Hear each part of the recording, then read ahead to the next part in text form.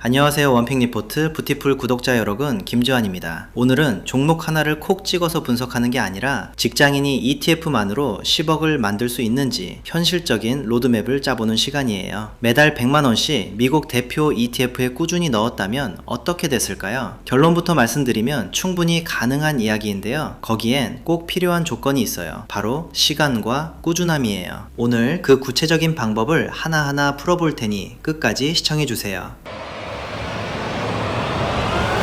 원픽 리포트.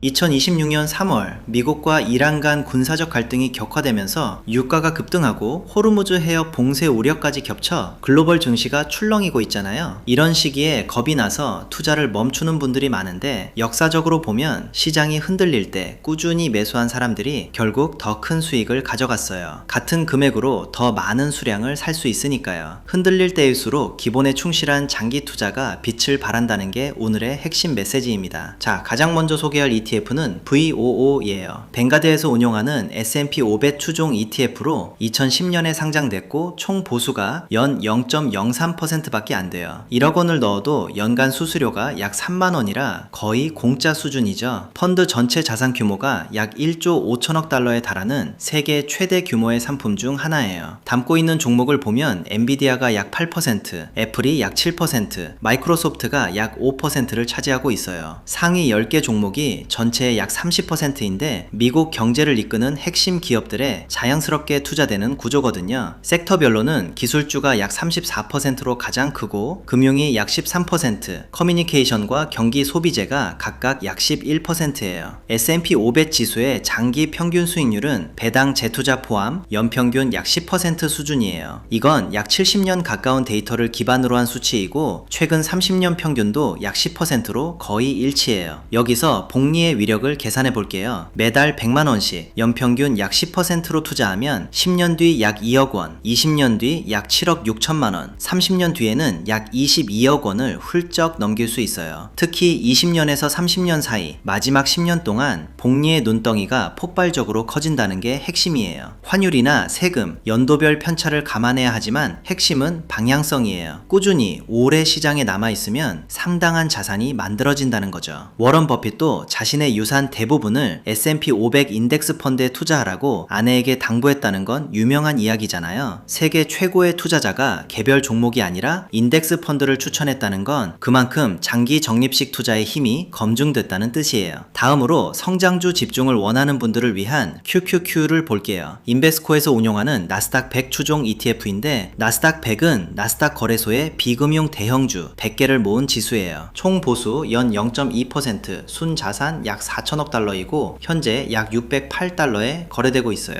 QQQ는 기술주 비중이 VOO보다 훨씬 높아서 기술주 호황기에는 VOO를 크게 앞서지만 조정 시에는 더 크게 빠질 수 있어요. 최근 1년 수익률이 약 29%로 VOO의 약 22%를 넘어섰지만 2026년 들어서는 성장주에서 가치주로 순환이 나타나면서 다소 주춤하고 있는 상황이에요. 이 두 ETF를 활용할 때 핵심이 바로 적립식 투자, 영어로 DCA예요. 매달 정해진 금액을 꾸준히 투자하면 시장 타이밍을 맞출 필요가 없거든요. 오를 때는 적은 수량을, 떨어질 때는 많은 수량을 사게 되면서 평균 매입 단가가 자연스럽게 안정돼요. 지금처럼 시장이 불안한 시기에 적립식의 진가가 발휘됩니다. 자산이 어느 정도 쌓이면 전략을 바꿔야 해요. 성장뿐 아니라 현금 흐름도 만들어가야 하거든요. 먼저 리밸런싱이에요. VOO와 QQQ를 50대 50으로 시작했는데 기술주 상승으로 QQQ가 70%까지 늘어났다면 다시 원래 비율로 맞춰주는 거예요. 비싸진 자산은 줄이고 싸진 자산은 늘리니까 고점 매도와 저점 매수가 시스템적으로 이루어지는 구조죠. 국민연금 같은 대형 기관 투자자들도 정기적으로 리밸런싱을 합니다. 다음으로 배당 ETF를 소개할게요. 대표적인 배당 성장 ETF가 슈드인데요. 찰스 슈왑에서 운영하고 다우존스 미국 배당 100 지수를 추종해요. 이 ETF의 특징은 단순히 배당을 많이 주는 배당해주는 기업이 아니라 최소 10년 이상 연속 배당을 지급하면서 재무 건전성이 우수한 기업만 선별한다는 거예요. 현금 흐름 대비 부채 비율, 자기 자본이익률, 배당 수익률, 5년 배당 성장률 이 4가지 기준으로 종목을 골라내거든요. 총 보수 연 0.06%, 순자산 약 710억 달러이고 현재 배당 수익률은 약 3.4%예요. 이건 S&P 500 배당률의 약 3배 수준이에요. 슈드의 섹터 구성은 에너지와 필수 소비재, 헬스케어 비중이 높고 기술주는 낮아요. 그래서 최근처럼 기술주가 조정받고 에너지 가격이 오르는 환경에서 오히려 좋은 성과를 내고 있어요. 실제로 2026년 들어 슈드가 S&P 500을 아웃퍼폼하고 있다는 분석도 나오고 있거든요. 그 다음은 JP예요. JP 모건에서 운영하는 액티브 ETF로 커버드 콜옵션 전략을 활용하는 상품이에요. 커버드 콜이란 보유 주식에 대해 콜옵션을 매도해서 프리미엄 수입을 얻는 전략인데 이 프리미엄을 배당으로 돌려주는 구조거든요. 배당 수익률이 약 8%에 달하고 매달 배당을 지급해서 매월 현금이 필요한 분들에게 인기가 높아요. 총 보수 연 0.35%, 순자산 약 450억 달러 규모입니다. 다만 커버드콜 특성상 시장이 크게 오를 때는 수익 일부를 포기하게 돼요. 강한 상승장에서는 VOO보다 뒤처질 수 있지만 횡보장에서는 유리한 안정적 현금 흐름에 초점을 맞춘 상품이에요. 자, 4개 ETF를 어떻게 조합하느냐가 핵심이겠죠? 제가 제안드리는 건 생애주기에 따라 비중을 전환하는 전략이에요. 20대에서 30대 초반에는 VOO 60%, QQQ 40%로 성장에 집중하세요. 이 시기에는 시장이 빠져도 회복할 시간이 충분하니까 공격적으로 가도 괜찮아요. 30대 중반에서 40대에는 VOO 50%, QQQ 30%, 슈드 20%로 배당을 섞기 시작해요. 슈드의 배당금을 재투자하면 복리 효과가 한층 커지거든요. 그리고 연 한 번 리밸런싱을 해서 비중을 원래대로 되돌려주는 거예요. 50대 이후에는 VOO 30%, 슈드 40%, JP 30%로 현금 흐름 비중을 높여요. 슈드에서 분기별로, JP에서 매달 배당이 들어오면 안정적인 소득 구조가 완성되는 거죠. 예를 들어 5억 원을 슈드와 JP에 나눠 담았다고 하면 연간 배당 수입만으로도 약 2,500만 원에서 3,000만 원 수준의 현금 흐름을 기대할 수 있어요. 물론 배당금은 고정이 아니라 시장 상황에 따라 변동할 수 있다는 점은 반드시 기억해야 해요. 리스크도 반드시 짚겠습니다. 첫째, 환율이에요. 4종목 모두 달러 자산이라 달러 약세 시 수익률이 깎일 수 있지만 장기적으로는 달러 분산 효과도 있어요. 둘째, 시장 집중도 리스크예요. 상위 10개 종목 비중이 약 30%에서 40%라 이들 기업이 흔들리면 ETF 전체에 영향을 줘요. 셋째, 지정학적 리스크인데 과거를 보면 전쟁이나 위기가 장기 주가 흐름을 바꾼 적은 거의 없었어요. 넷째, 금리예요. 고금리가 지속되면 성장주 매력이 줄어들 수 있고 현재 시장은 하반기 이후 인하 가능성을 기대하고 있는 상황이에요. 무엇보다 과거 수익률이 미래를 보장하지 않는다는 점 꼭 기억해 주세요. 경쟁 상품도 간단히 비교하면 S&P 500 추종 ETF로 스파이와 IVV가 있어요. 스파이는 유동성이 가장 높지만 총 보수가 0.09%로 VOO의 3배이고 IVV는 총 보수가 VOO와 같은 0.03%라 사실상 동일한 상품이에요. 장기 투자라면 VOO나 IVV, 단기 트레이딩이면 스파이가 낫습니다. 참고로 국내에서 이런 미국 ETF에 투자하려면 해외 주식 직접 투자 계좌를 개설하면 되고요. 달러로 직접 매수하는 방식이라 환전 타이밍도 전략의 일부가 돼요. 일부 투자자분들은 환율이 낮을 때 미리 달러를 사두고 시장이 빠질 때 그 달러로 ETF를 매수하는 이중 전략을 쓰기도 합니다.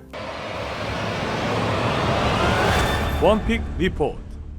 정리하겠습니다. 직장인이 ETF로 10억을 만드는 건 하루아침에 되는 일이 아니에요. 하지만 시간이라는 무기와 올바른 전략의 조합이면 충분히 현실적인 목표입니다. 첫째, 매달 적립식으로 투자하세요. 시장 타이밍 말고 꾸준함이 핵심이에요. 둘째, 초반에는 VOO와 QQQ로 자산을 불리세요. 셋째, 자산이 커지면 슈드와 제피로 현금 흐름을 만드세요. 넷째, 정기적인 리밸런싱으로 포트폴리오 균형을 유지하세요. 투자에서 가장 강력한 힘은 복리이고 복리를 극대화하는 건 시간이에요. 시작이 늦었다고 느끼셔도 괜찮습니다. 투자에서 가장 좋은 타이밍은 언제나 지금이니까요. 오늘 시작한 100만원이 20년 뒤 여러분의 인생을 바꿀 수도 있어요. 물론 이건 방향성을 제시하는 것이지 확정된 수익을 약속하는 게 아닙니다. 자기 투자 성향에 맞는 전략을 세우고 흔들리지 않고 실행하는 것, 그게 가장 중요해요. 여러분의 투자 여정을 응원할게요.